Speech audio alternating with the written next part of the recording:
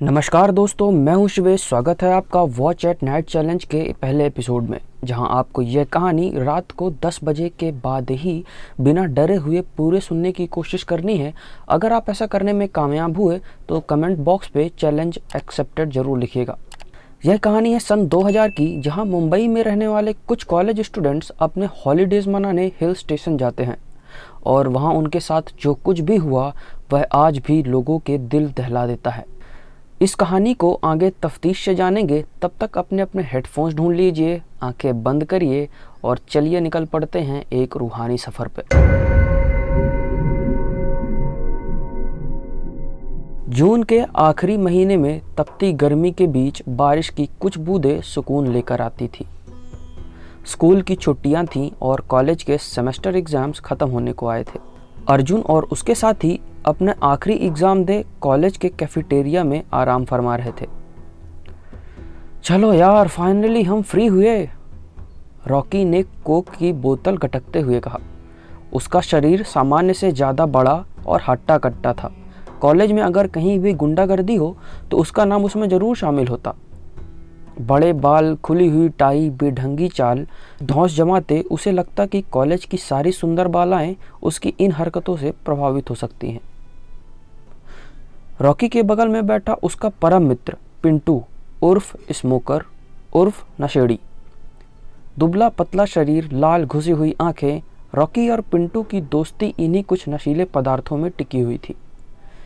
यार कुछ भी हो, अर्जुन तू अभी ही पार्टी दे दे, गोली ने मुंह में बर्गर दबाए बड़ी मुश्किल से कहा। किस बात की भाई, किस बात की पार्टी? अर्जुन ने आश्चर्य से पूछा। अरे इस बार भी तो तू टॉप करने जा ही रहा है। इतना कह गोली हंस दिया। उसके हंसते हंसते ही उसके बड़े गोल पेट पे रखी टेबल में कंपन आ गया। Right, alright guys, I think हमें कहीं वेकेशन मनाने चलना चाहिए। ये एग्जाम्स के कारण बहुत स्ट्रेस हो गया है, आयशा ने कहा। बिल्कुल सही कहा तूने, पिंटू उत्साहित हो चुका था। पर इस बार कहाँ चलें? बीच पे चलते हैं, रिचा ने सुझाव दिया। अबे तू तो पहले घर से पूछ कर आ, रॉकी ने उसे चिढ़ाते हुए चुटकारा लिया, मगर रिचा चुप रही। बीच या हिल स्टेशन? अर्जुन ने दो विकल्प दिए। सभी ने हिल स्टेशन कहा। मस्त कैंपिंग करेंगे, मजा आएगी। पिंटू खुशी से उछल पड़ा। चलो फिर, परसों डन। रॉकी ने प्लान पर मुहर लगा दिया। मुंबई से देहरादून सफ़र लंबा था और ट्रेन से यह सफ़र और भी सुहाना हो चला था। हंसते खेलते गाते सोते आखिर मंजिल आ ही गई। पर आगे की चढ़ाई पहाड़ों से थी, जहाँ ट्रेन से जाना असंभव था। आगे का सफ़र बस से ही तय करना था। ऊंची पहाड़ियों के पतले ढर्रों पर चलती बस एक अलग ही रोमांच का एहसास करा रही थी। बस में बैठे यात्री बड़ी जल्दी ही एक दूसरे से घुल मिल चुके थे और इस सुंदर सफ़र का आनंद उठा रहे थे। पीछे की सीट में मौजूद पिंटू और रॉकी खिड़की के बाहर झांकते हुए धूम्रपान कर रहे थे, जिसके धुएं की गंध आगे के सीट में बैठे हुए एक सज्जन को परेशान कर रही थी। उन्होंने बड़ी शालीनता से आग्रह किया, देखो बच्चों, इतनी छोटी उम्र में धूम्रपान करना अच्छी बात नहीं है। तू अपना काम करना। रॉकी ने उस सज्जन को फटकार दिया। वह बेचारे चुप होकर रह गए, कानों में हेडफोन्स लगाए, अंदर की दुनिया से बेखबर, खिड़की से झांकती बाहर की सुंदरता निहारते रिचा और आशा मानो खो सी गई थी। वहाँ बस के आगे सीट में कंडक्टर सहित लोग इकट्ठा हो मंडली बनाकर बैठे हुए थे, जहाँ एक वृद्ध सफ़ेद दाढ़ी वाले बाबा बीच में बैठे भूतों और पिशाचों की कहानियाँ सुना लोगों का मनोरंजन कर रहे थे। गोली डर के मारे कांपता चिप्स खाया जा रहा था और सारी कहानी एक टक सुन रहा था। बाबा, ये सब कहानियाँ सच थोड़ी ही होती हैं, अर्जुन ने बाबा को बीच में टोकते हुए कहा। बाबा ने एक लंबी सांस भरी और खिड़की से बाहर देखते हुए कहा, सच तो यह है बच्चों की सच को तब तक ना कोई सुनना चाहता है ना कोई देखना चाहता है जब तक वह उनके हिसाब से ना हो।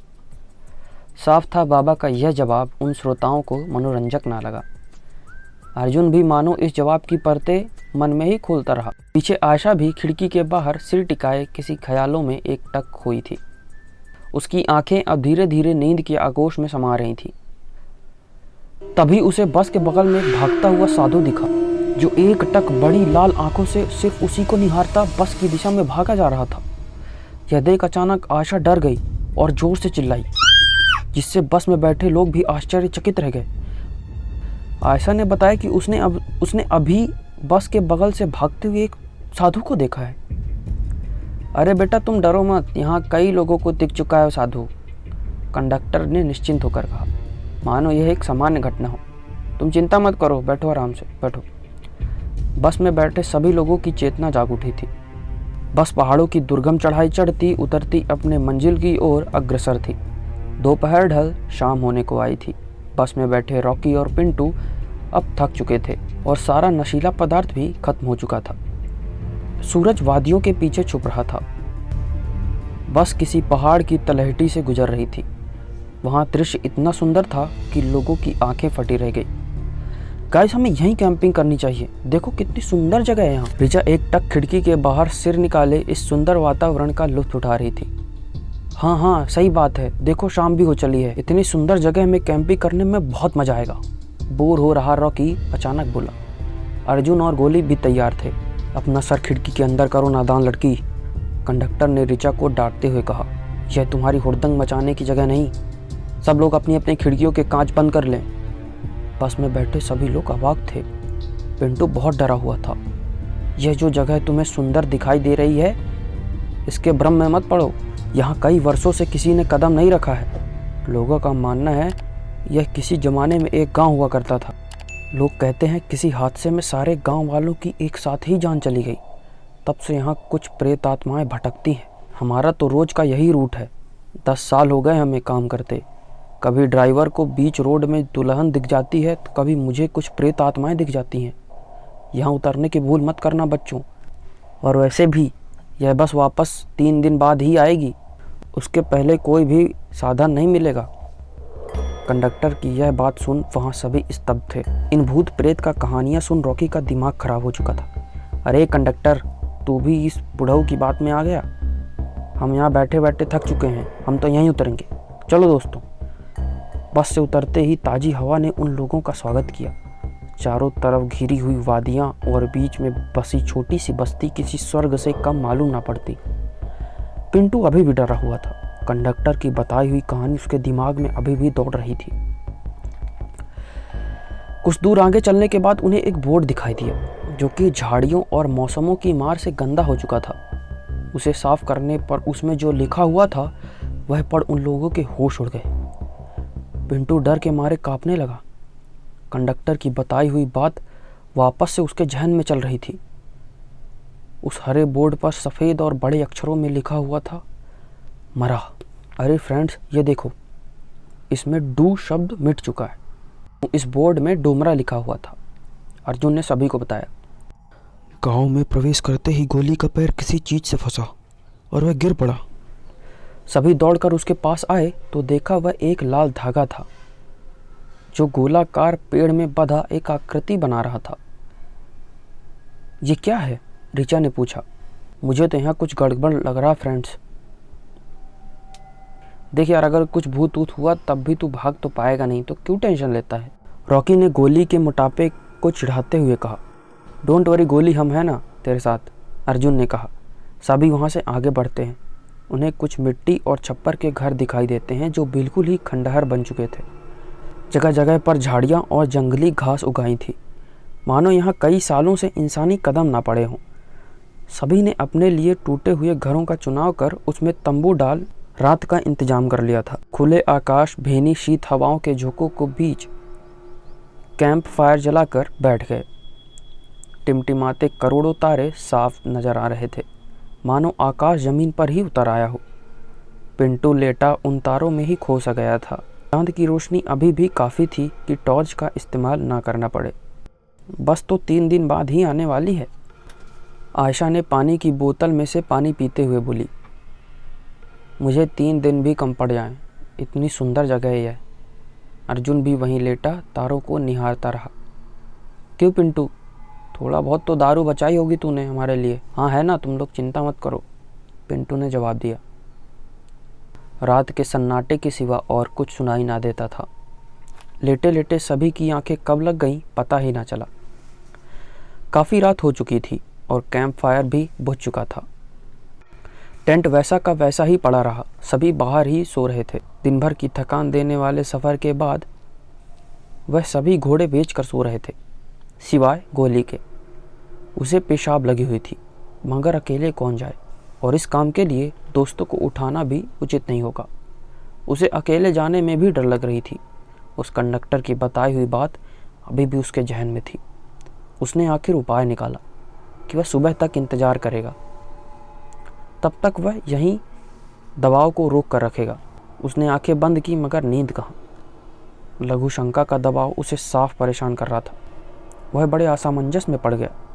रॉकी सही कहता था, कहीं कोई प्रेत आत्माएं उसके पीछे पड़ जाएं तो वजन के कारण वह भाग भी नहीं पाएगा। अब वह आखिर क्या करे। आखिरकार उसने जरा हिम्मत दिखाई और उठकर खड़ा हो गया। चंद्रमा के प्रकाश के सहारे वह चारों ओर देखते झाड़ियों के पास गया और आखिरकार उस पर बढ़ रहा दबाव हल्का हुआ। बंद आंखों से आकाश को निहारते आह का संतोष उसके चेहरे पर साफ झलक रहा था। परंतु जैसे ही उसने आंखें खोली, ऊपर ऊंचे पेड़ पर एक बेल पर लटका हुआ साधु दिखा, जो पेशाब करते हुए उसी को ही देख रहा था। लाल आंखें, बड़ी जटाएं, शरीर में भभूत लपेटे, शाखा में उल्टी हुए एक टक गोली को ही देखे जा रहा था। ऐसी स्थिति में यह दृश्य को देख किसी के भी हृदय की गति रुक सकती थी। गोली के मुंह से चीख निकल पड़ी। पेशाब करना छोड़ वह तुरंत वहां अपने दोस्तों की ओर भागा। इधर गोली की आवाज़ सुन सभी की निद्रा टूट चुकी थी। गोली, क्या हुआ? गोली सामने से भागते हुए आया। उसकी सांसें उखड़ रही थी। उसने हांफते हुए उस दिशा की ओर इशारा किया। वो साधु, वो बस वाला साधु। सभी उस दिशा की ओर भागे, मगर वहाँ कोई नहीं था। चांद बादलों के पीछे छुप चुका था और रात काली हो चली थी। तभी अचानक सभी के कानों में बैंड बाजे, गीत संगीत की आवाज़ें आनी शुरू हो गईं, मानो पास में ही कहीं किसी की शादी हो रही हो। सभी उस आवाज़ की ओर भागते हुए एक ऊंचे पठार तक पहुंच गए। देखा कि करीब 50 लोगों की भीड़ गाते बजाते उन्हीं की ओर चली आ रही है। दूर से देखने पर वह बारात जैसी ही प्रतीत होती थी। एक घोड़ी जिसमें दूल्हा बैठा हुआ था और जिसके इर्द गिर्द बारातियों का जमघट नाचते गाते यहीं आ रहे थे। फ्रेंड्स, पर उस कंडक्टर ने तो कहा था यहाँ आसपास ना कोई गांव है, ना कोई रहता है। आयशा ने भय से पूछा। और ये सभी तो हमारी ही ओर आ रहे हैं, पिंटू ने भी डर के मारे कहा। मगर रॉकी निडर खड़ा था। बोला, कोई बात नहीं, इसमें डरने की क्या बात है, बारात है, गुजर जाएगी। वह बारात जैसे जैसे करीब आती गई, उन्होंने देखा कि उन सभी लोगों का चेहरा सफ़ेद पड़ चुका था और आंखें बाहर थीं। उसी बारात में वह नाचता हुआ साधु भी दिखा, जो पहले ऋचा को फिर गोली को दिखा। यह अजीब बारात उनके सामने से ही गुजर रही थी। तभी गाने बजाने का शोर अचानक से रुक गया और बारात में मौजूद सभी लोग वहीं ठहर गए। यह देख गोली और अन्य साथी और भी डर गए। उन बारातियों की नज़रें एक साथ गोली और दोस्तों पर मुड़ी। गाना बजाना वापस से शुरू हो गया और सभी बाराती नाचने लगे और उन बच्चों को भी अपने साथ नाचने का आमंत्रण देने लगे। अचानक से सब शांत और साधारण सा वातावरण हो चुका था। रॉकी का भी उन बारातियों के साथ नाचने का दिल करने लगा। अरे फ्रेंड्स, आ जाओ, कोई भूत ऊत नहीं है क्या तुम लोग भी। तभी एक बूढ़ा व्यक्ति सामने आया और रॉकी के माथे पर तिलक लगा उसे भी इस जश्न में शामिल कर लिया। उन बारातियों के साथ रॉकी की अच्छी जम रही थी। उस बूढ़े व्यक्ति ने अन्य साथियों को भी तिलक लगाने और उनके साथ इस जश्न में शामिल होने का न्योता दिया, मगर सभी घबरा रहे थे। तभी अचानक रॉकी के माथे पर लगा लाल तिलक अचानक उज्ज्वलित हो उठा और उसे भयंकर पीड़ा होने लगी, मानो कोई लाल जलता हुआ कोयला उसके माथे के भीतर धीरे धीरे घुस रहा हो। वह दर्द के मारे चीख उठा। उसके अन्य साथी भी चीख उठे। जैसे ही पिंटू रॉकी को देखने उसके समीप आया, रॉकी की चीख अचानक शांत हो गई। रॉकी, तू ठीक तो है ना? पिंटू ने रॉकी के कंधे पर हाथ रखा, मगर जब रॉकी की आंखें खुली तो उसकी पुतलियां लाल और चेहरा सफ़ेद हो चुका था। उसने पिंटू की गर्दन एक झटके में ही तोड़ दी और यह देख वहां मौजूद सभी दंग थे। भाग भाग भाग भाग भाग भाग, आयशा चिल्लाई। किसी ने और देखा ना ताओ, सभी भागे। वह बाराती प्रेत ठीक उनके पीछे गाते बजाते आ रहे थे। अर्जुन ने गोली का हाथ पकड़ा हुआ था, जबकि आयशा और ऋचा काफ़ी दूर निकल चुकी थी। गोली, भाग, जल्दी भाग, अर्जुन बोला और तेज। मगर गोली भाग ही नहीं पा रहा था। गोली ने अर्जुन का हाथ छोड़ दिया। तू भाग अर्जुन। गोली हाँफते हाँफते गिर पड़ा। वह और नहीं भाग सकता था। वह प्रेत आत्माएं और भी नज़दीक आ रही थी और आखिरकार अर्जुन को गोली का साथ छोड़ वहाँ से भागना ही पड़ा। आयशा और ऋचा का कहीं दूर दूर तक पता न था। आखिर अर्जुन किसी झाड़ियों के पीछे गुफानुमा जगह पर छुप गया। वह भय के मारे कांप रहा था। क्या रॉकी और पिंटू अब नहीं रहे? क्या वह भी अब प्रेत बन चुके हैं? क्या उन्होंने गोली को भी अपनी तरह प्रेत बना लिया है? अब वह बस अकेला रह गया है। थके हारे अर्जुन के जहन में यह सारी आशंकाएं घर कर रही थी। देखते ही देखते उसकी कब आंखें लग गईं उसे भी पता नहीं चला। जब अर्जुन ने अपनी आंखें खोली तो चढ़ते सूरज की रोशनी उसकी आंखों में चुभ रही थी। वह उन झाड़ियों से बाहर निकला और आसपास देखा तो कोई नहीं था। वह दबे पांव आगे बढ़ता रहा। वह वापस उसी जगह जा रहा था जहां गोली से उसका साथ छूटा था। अचानक उसे कुछ मिला। वह गोली का जूता था, उसका बैग और टोपी। न जाने उसके साथ आखिर क्या हुआ होगा। तभी अचानक अर्जुन स्तब्ध रह गया। उसने देखा कुछ दूर पर गोली पड़ा हुआ है। कहीं वह भी तो। अर्जुन उसके समीप गया तो देखा कि उसके माथे पर ऐसा कोई तिलक नहीं लगा हुआ था। अर्जुन ने गोली को उठाने की कोशिश की और उसे सफलता भी मिल गई। गोली अचानक झटपटा कर स्फूर्ति से उठ खड़ा हुआ। गोली, मैं हूँ अर्जुन। अर्जुन। गोली अर्जुन से लिपट कर रोने लगा। पर गोली, उन्होंने तुझे कैसे छोड़ दिया? अर्जुन ने पूछा। इस रुद्राक्ष की वजह से, गोली ने बताया। बस से उतरते समय वह सफ़ेद दाढ़ी वाले बाबा की माला से यह रुद्राक्ष नीचे गिर गया था, लेकिन जब मैंने उन्हें रुद्राक्ष लौटाया उन्होंने इसे मुझे ही रखने के लिए कहा। और जब वह प्रेत आत्माएं मेरे पास आईं तो वह इस रुद्राक्ष की शक्तियों के कारण मुझे छू भी नहीं सकी। इसका मतलब हम इस रुद्राक्ष के सहारे इस गांव से बाहर निकल सकते हैं।